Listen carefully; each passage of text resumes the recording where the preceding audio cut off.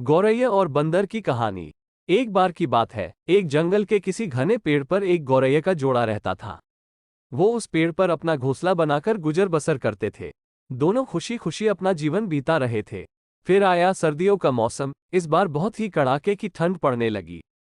ठंड से बचने के लिए एक दिन कुछ बंदर उस पेड़ के नीचे ठिठुरते हुए पहुंचे। तेज ठंडी हवाओं से सभी बंदर कांप रहे थे और बहुत ही परेशान थे। पेड़ के नीचे बैठने के बाद वो आपस में बात करने लगे कि काश कहीं से आग सेंकने को मिल जाती तो ठंड दूर हो जाती। उसी बीच एक बंदर की नजर पास पड़ी सूखी पत्तियों पर पड़ी।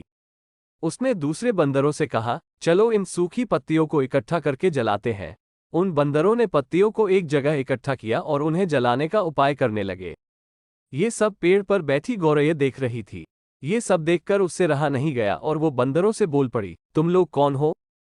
देखने में तो तुम आदमियों की तरह लग रहे हो, हाथ पैर भी हैं, तुम अपना घर बनाकर क्यों नहीं रहते?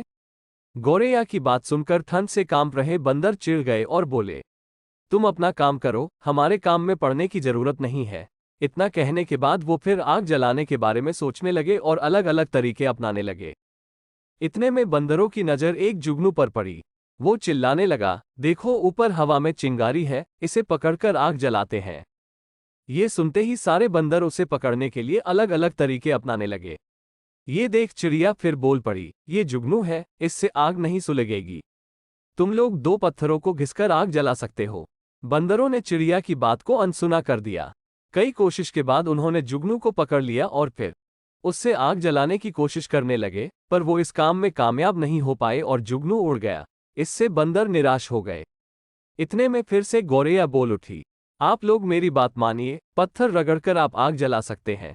इतने में एक गुस्साए हुए बंदर से रहा न गया और उसने पेड़ पर चढ़कर गौरैया के घोंसले को तोड़ दिया।